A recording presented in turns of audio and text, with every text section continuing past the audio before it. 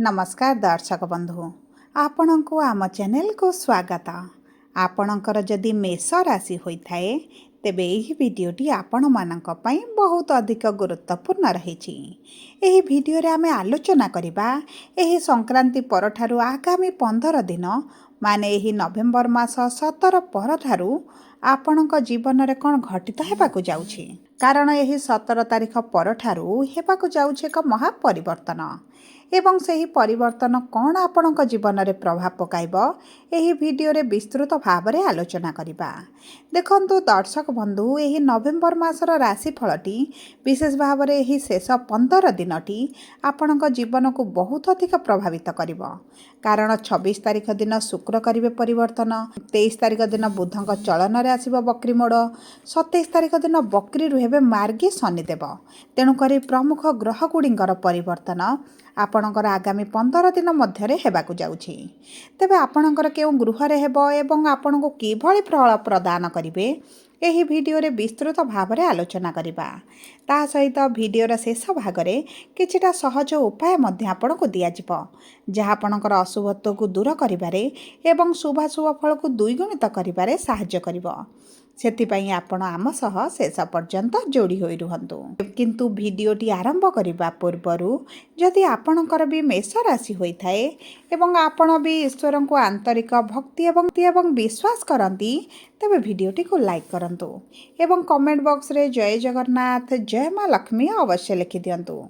ता सहित आम सह जोगाजोग करिबा पई वीडियोर मध्य भाग रे एक व्हाट्सएप नंबर टिके दिया जाइछि। जो नंबर साहाय्य रे आपण आम सह जोगाजोग करी निजर नूतन कुंडली प्रस्तुत करि परिबे, कुंडली विश्लेषण कराई परिबे किंबा आपणकर चाकरी, विवाह, व्यवसाय, प्रेम संपर्क, शिक्षा, स्वास्थ्य को नहीं किछि समस्या रही ताहार सहजरे एवं स्वल्प मूल्य रे समाधान करि परिबे। सेतिपई आपण आम सह वीडियोर शेष पर्यंत जोड़ी होई रुहंतु एवं व्हाट्सएप नंबर माध्यम रे आम सह जोगाजोग करंतु। एबे आसंतु कार्यक्रमटी को आग को बढ़ाइबा।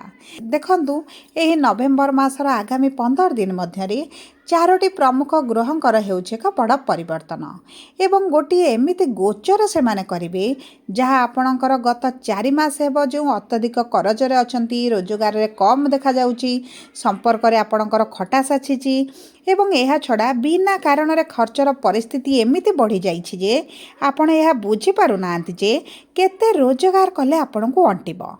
सेतिपई एही नवेम्बर मासर शेष 15 दिनटी ग्रह मानकर परिवर्तन एभଳି रहिबो आपणक जीवन रे किछि ना किछि तो परिवर्तन निश्चित आनिबे। तेबे आसंतु जानिबा एही नवेम्बर मासर 17 तारीख परठारु आपणक कर्मक्षेत्र, चाकरी, व्यवसाय किभଳି रहिबा पई जाउछि। देखंतु सबुठारु बड़ परिवर्तन हेउछि सूर्यंकर। एही 16 तारीख संक्रांति दिन सूर्य आपणकर अष्टम गृह को गोचर करिसंती एवं ता सहित आपणक कर्मर स्वामी शनिदेव आपणकर नक्षत्र आपणकर उत्तर भाद्रपद नक्षत्र छाड़ी पूर्व भाद्रपद नक्षत्र रे प्रवेश करिसंती माने बृहस्पतिंकर नक्षत्र को आसिसंती। शनि आपणकर कर्मर स्वामी होइथिबा सहित आपणकर लग्नेशंकर शत्रु मध्य होइथांती। तेणु करी गत 5 मास हेबो आपणक कर्मक्षेत्र रे समस्या आणुथिले, अस्थिरता थिला, काम रे आपणकर रोजगार रे कम देखुथिले। किंतु देखंतु एही 17 तारीख परे चाकरी रे, व्यवसाय रे आपण जबरदस्त बुद्धि हेबार आपण निश्चित भाव में देखिबे। जो व्यक्ति माने प्राइवेट चाकरी करिसंती, कोनोसी कंपनीगत चाकरी करिसंती किंबा लुहा रिलेटेड किसी कार्य करुछंती सेमानक पई तो बहुत अधिक सुवर्ण सुजोग नहीं आसुछंती। आपणक पई जो व्यक्ति माने चाकरीर संधान रे रहिसंती एवं नूतन चाकरी संधान रे रही बहुत खोजी खोजी निराश होई गलेनी सेमानक पई नूतन सुजोग मिलिबो, नूतन रास्ता जीवन रे आगु को बढ़िबा पई मिलि जिवो। ता सहित जो व्यक्ति माने चाकरी रे ट्रांसफर, प्रमोशन मिलु नथिला सेमानंकु मिलिबार बहुत अधिक जोग मध्य बनुछि। ता सहित द्वादश गृह रे शनि थिबा कारणरू जो मानक चाकरी, व्यवसाय रे बिना कारण रे पुलिस, कोर्ट, कचेरी रे फसिकी रहिछंती सेमाने मध्य एही 15 दिन मध्य रे बाहर को आसीबार बहुत अधिक संभावनाटी देखा जाउछि। ता सहित देखंतु गुरु आपणकर अतिचारी अछंती एवं आपणकर कर्कट राशि को प्रवेश करिछंती जहा फल रे सेठारे रही ଭାଗ୍ୟର ସ୍ଥାନକୁ କେନ୍ଦ୍ର ତ୍ରିକୋଣର ରାଜଯୋଗ ବନାଇବେ। ଏହି ସମୟରେ ଆପଣଙ୍କ କ୍ୟାରିୟରରେ ପ୍ରମୋସନ୍ ଗ୍ରୋଥ୍ ମିଳିବାର ବହୁତ ଅଧିକ ସମ୍ଭାବନା ଅଛି। ଆପଣ ଯଦି ବିଦେଶରେ କ୍ୟାରିୟର ବନାଇବାକୁ ଚାହୁଁଛନ୍ତି ତାହା ମଧ୍ୟ ଆପଣଙ୍କର ହୋଇଯିବ। ତା ସହିତ କର୍ମକ୍ଷେତ୍ରକୁ ନିଚ ଦୃଷ୍ଟି ଦେଉଥିବାରୁ ଉଚ୍ଚ ଅଧିକାରୀଙ୍କ ସହିତ ଯାହା ବି ଆପଣଙ୍କର ମତଭେଦ ଥିଲା, ପିତାଙ୍କ ସହିତ ମତଭେଦ ଥିଲା, ତାହା ଆପଣଙ୍କର ଦୂର ହୋଇଯିବ। କର୍ମକ୍ଷେତ୍ରରେ ସହଯୋଗୀ ମିଳିବେ, ମିତ୍ରତା କରିବେ, ଇନକମ୍ ବଢ଼ିଯିବ, ସାଲାରୀ ବୃଦ୍ଧି ହେବ।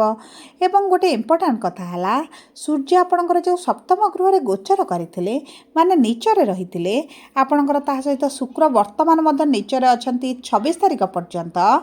ଆପଣ କୌଣସି ଜାଗାରେ ନ ବୁଝି ନ ସୁଝି କାହା ସହିତ ପାର୍ଟନରସିପ୍ରେ କୌଣସି କାର୍ଯ୍ୟ କରନ୍ତୁ ନାହିଁ, କିମ୍ବା ଭଲ ଭାବରେ ନ ଜାଣି କାହା ଉପରେ ବିଶ୍ୱାସ କରି କୌଣସି ବଡ଼ କାର୍ଯ୍ୟ କରାନ୍ତୁ ନାହିଁ। ପୂର୍ବରୁ ଯଦି ଆପଣ କୌଣସିଥିରେ ପଇସା ଇନଭେଷ୍ଟ କରିଛନ୍ତି, ଆପଣଙ୍କର ଆର୍ଥିକ ଲସ୍ ହେବାର ମଧ୍ୟ ସମ୍ଭାବନା ଅଛି। କିନ୍ତୁ ଏହି ସମୟଟି ଆପଣଙ୍କର ଇନଭେଷ୍ଟମେଣ୍ଟ ପାଇଁ ବହୁତ ଭଲ ସମୟ ରହିଛି। ତା ସହିତ ଦେଖନ୍ତୁ, ବିଶେଷ ଭାବରେ ଯେଉଁ ବ୍ୟକ୍ତିମାନେ ଚାକିରିରେ ସମସ୍ୟାରେ ଅଛନ୍ତି, ସେମାନେ ତାଙ୍କ କର୍ମକ୍ଷେତ୍ରରେ ସେହି ସମସ୍ୟା ଗୁଡ଼ିକ ଧୀରେ ଧୀରେ କମିବା ଅନୁଭବ କରିବେ। ଯାହାଫଳରେ ଆପଣଙ୍କ କର୍ମକ୍ଷେତ୍ରରେ ଆପଣଙ୍କର ସ୍ଥାନ ସୁରକ୍ଷିତ ରହିବ। ଏବେ ଆସନ୍ତୁ ଜାଣିବା, ଆଗାମୀ 15 ଦିନ ନଭେମ୍ବର 17 ତାରିଖ ପରଠାରୁ ଆପଣଙ୍କର ଆର୍ଥିକ ସ୍ଥିତିଟି କିଭଳି ରହିବ। ଦେଖନ୍ତୁ, ଧନର କାରକ ହେଉଛନ୍ତି ଶନି, ଯିଏ ବୃହସ୍ପତିଙ୍କ ନକ୍ଷତ୍ରରେ ବିରାଜମାନ କରିଛନ୍ତି ଏବଂ ତାଙ୍କର ଯେଉଁ କ୍ରୂର ପ୍ରଭାବ ରହିଥିଲା ସେଥିରେ ନିଶ୍ଚିତ ଭାବରେ କମି ଆସିଛି। ଆପଣଙ୍କର ଇନକମ୍ ନିଶ୍ଚିତ ଭାବରେ ବୃଦ୍ଧି ହେବ ଏବଂ ଜବରଦସ୍ତ ରୋଜଗାରର ସ୍ରୋତ ମଧ୍ୟ ଆପଣଙ୍କୁ ମିଳିଯିବ।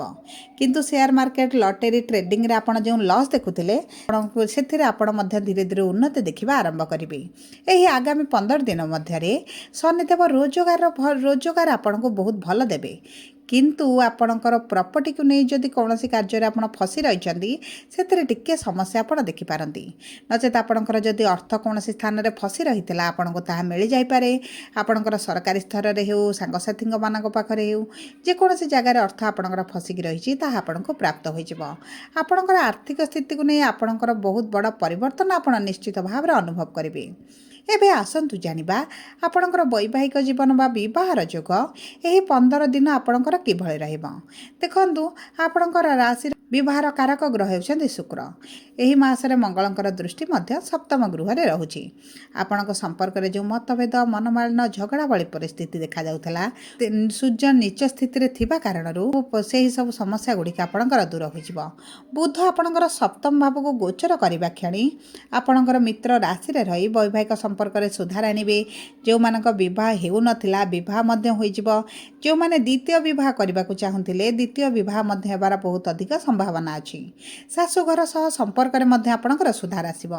କିନ୍ତୁ ଦ୍ୱିତୀୟ ଏବଂ ସପ୍ତମ ଭାବର ସ୍ୱାମୀ ଶୁକ୍ର ଯେହେତୁ ନିଚ ଅଛନ୍ତି, ତେଣୁକରି ଯେଉଁମାନେ ଗୋଟିଏ ସମ୍ପର୍କ ସହିତ ଅନ୍ୟତ୍ର ସମ୍ପର୍କ ରଖିଛନ୍ତି, ସେମାନଙ୍କର ଧରା ପଡ଼ିଯିବାର ବହୁତ ଅଧିକ ସମ୍ଭାବନା ଅଛି। ତେଣୁକରି ଏହିଭଳି ସ୍ଥିତିରୁ ବାହାରକୁ ଆସନ୍ତୁ, ନଚେତ୍ ଆପଣଙ୍କ ସମ୍ପର୍କ ଖରାପ ହୋଇପାରେ, ଡାଇଭର୍ସ ଭଳି ପରିସ୍ଥିତି ମଧ୍ୟ ସୃଷ୍ଟି ହୋଇପାରେ। ତା ସହିତ ଯଦି ଆମେ ଦେଖିବା ଆପଣଙ୍କର ପ୍ରେମ ସମ୍ପର୍କ, ସନ୍ତାନର ଯୋଗକୁ, ଶିକ୍ଷାର ଯୋଗକୁ, ତେବେ ଦେଖନ୍ତୁ ଆପଣଙ୍କର ପ୍ରେମର ଗୃହର ସ୍ୱାମୀ ହେଉଛନ୍ତି ସୂର୍ଯ୍ୟ, ଯିଏ ନିଚ ସ୍ଥିତିରେ ଥିଲେ ବର୍ତ୍ତମାନ ଉଚ୍ଚ ସ୍ଥିତିରେ ରହିବା ପାଇଁ ଯାଉଛନ୍ତି। ଯେଉଁ କାରଣରୁ ଆପଣଙ୍କ ପ୍ରେମ ସମ୍ପର୍କରେ ପୂର୍ବରୁ ଯାହା ବି ସମସ୍ୟା ଥିଲା ତାହା ଦୂର ହୋଇଯିବ। ମନମାଳିନ୍ୟ, ମତଭେଦ ଦୂର ହୋଇଯିବ। ପ୍ରେମ ସମ୍ପର୍କ ବିବାହରେ ମଧ୍ୟ ପରିଣତ ହୋଇପାରେ। କିନ୍ତୁ ଆପଣଙ୍କର କେତୁ ଯେହେତୁ ପଞ୍ଚମ ଗୃହରେ ଅଛନ୍ତି, କିଛିଟା ସମସ୍ୟା ଆପଣ ଦେଖିପାରନ୍ତି। ଯଦି ଆମେ ଦେଖିବା ଆପଣଙ୍କର ଶିକ୍ଷାକୁ, ଚାକିରିର ଯୋଗକୁ, ତେବେ ଶିକ୍ଷା ଆପଣଙ୍କର ବହୁତ ଭଲ ରହିଛି। ଯଦି ଏହି ସମୟ ମଧ୍ୟରେ ଆପଣ ସରକାରୀ ଚାକିରି ପାଇଁ ଚେଷ୍ଟା କରନ୍ତି, ଆପଣଙ୍କର ହୋଇଯିବାର ବହୁତ ଅଧିକ ସମ୍ଭାବନାଟି ଦେଖାଯାଉଛି। ତା ସହିତ ଯଦି ଆମେ ଆପଣଙ୍କର ସ୍ୱାସ୍ଥ୍ୟକୁ ଦେଖିବା, ତେବେ ଆପଣଙ୍କର ସ୍ୱାସ୍ଥ୍ୟରେ କିଛିଟା ସମସ୍ୟା ଆପଣ ଦେଖିପାରନ୍ତି। କାରଣ ସୂର୍ଯ୍ୟ ଆପଣଙ୍କର ଅଷ୍ଟମ ଗୃହରେ ରହିବେ ଏବଂ ମଙ୍ଗଳଙ୍କ ସହିତ ରହିବେ, ଯେଉଁ କାରଣରୁ ଆପଣଙ୍କର ଇମ୍ୟୁନିଟି ଟିକେ କମ୍ ହୋଇପାରେ। ଥଣ୍ଡା, ଜ୍ୱର, ଖାସ, ସର୍ଦ୍ଦି ଭଳି ସମସ୍ୟା ଦେଖିପାରନ୍ତି। ପେଟରେ ସମସ୍ୟା ଦେଖାଦେଇପାରେ, ଡାଇଜେସନରେ ସମସ୍ୟା ଆସିପାରେ, ଖାଦ୍ୟ ହଜମ ପ୍ରକ୍ରିୟାରେ ମଧ୍ୟ ସମସ୍ୟା ଦେଖିପାରନ୍ତି। ସେଥିପାଇଁ ଆପଣଙ୍କର ଖାଦ୍ୟ ପାନୀୟ ଉପରେ ବହୁତ ଅଧିକ ଯତ୍ନବାନ ହେବାକୁ ପଡ଼ିବ। ତା ସହିତ ଯଦି ଆମେ ଦେଖିବା ଆପଣଙ୍କର ସନ୍ତାନର ଯୋଗକୁ, ତେବେ ଦେଖନ୍ତୁ, ସନ୍ତାନ ପ୍ରାପ୍ତି ପାଇଁ ମଧ୍ୟ ଆପଣଙ୍କର ଭଲ ସମୟ ଆସୁଛି। ବିଶେଷ ଭାବରେ ଏହି ନଭେମ୍ବର ମାସଠୁ ଆରମ୍ଭ କରି ଆଗାମୀ 1 ବର୍ଷ ପର୍ଯ୍ୟନ୍ତ ସନ୍ତାନ ପ୍ରାପ୍ତିର ବହୁତ ଭଲ ଯୋଗ ମେଷ ରାଶିର ବ୍ୟକ୍ତିମାନଙ୍କ ପାଇଁ ବନୁଛି। ସବୁ ପରେ ଆପଣଙ୍କର ଶୁଭାଶୁଭ ଫଳକୁ ଦ୍ୱିଗୁଣିତ କରିବା ପାଇଁ ଆପଣ ଶନିଙ୍କର ବୀଜ ମନ୍ତ୍ର 108 ଥର ପ୍ରତିଦିନ ପାଠ କରନ୍ତୁ। କାରଣ ଆପଣଙ୍କର ଶନିଙ୍କର 7.5 ଚାଲିଛି। ହନୁମାନ ଚାଳିଶା ପ୍ରତିଦିନ ପଢ଼ନ୍ତୁ ଏବଂ ଆପଣଙ୍କର ରାଶିର ସ୍ୱାମୀ ମଙ୍ଗଳ ହୋଇଥିବାରୁ ମଙ୍ଗଳଙ୍କର ବୀଜ ମନ୍ତ୍ର ମଧ୍ୟ ଜପ କରନ୍ତୁ। ପ୍ରାତଃ ସମୟରେ ଉଠି ସୂର୍ଯ୍ୟଙ୍କୁ ତମ୍ବା ପାତ୍ରରେ ଜଳ ଅର୍ପଣ କରନ୍ତୁ। ଏହା ଆପଣଙ୍କର ଶୁଭାଶୁଭ ଫଳକୁ ଦ୍ୱିଗୁଣିତ କରିବ। ସବୁପରେ ଯଦି ଆପଣଙ୍କର ମେଷ ରାଶି ହୋଇଥାଏ, ଭିଡ଼ିଓଟି କିଭଳି ଲାଗିଲା କମେଣ୍ଟ ବକ୍ସରେ ଲେଖି ଜଣାନ୍ତୁ। ଯଦି ଆପଣଙ୍କ ପ୍ରିୟଜନଙ୍କର ମେଷ ରାଶି ହୋଇଥାଏ, ଭିଡ଼ିଓଟି ତାଙ୍କ ସହ ସେୟାର କରନ୍ତୁ। ଯଦି ପ୍ରଥମ ଥର ଆମ ଚ୍ୟାନେଲକୁ ଆସିଛନ୍ତି, ଚ୍ୟାନେଲଟିକୁ ସବସ୍କ୍ରାଇବ୍ କରନ୍ତୁ। ଧନ୍ୟବାଦ।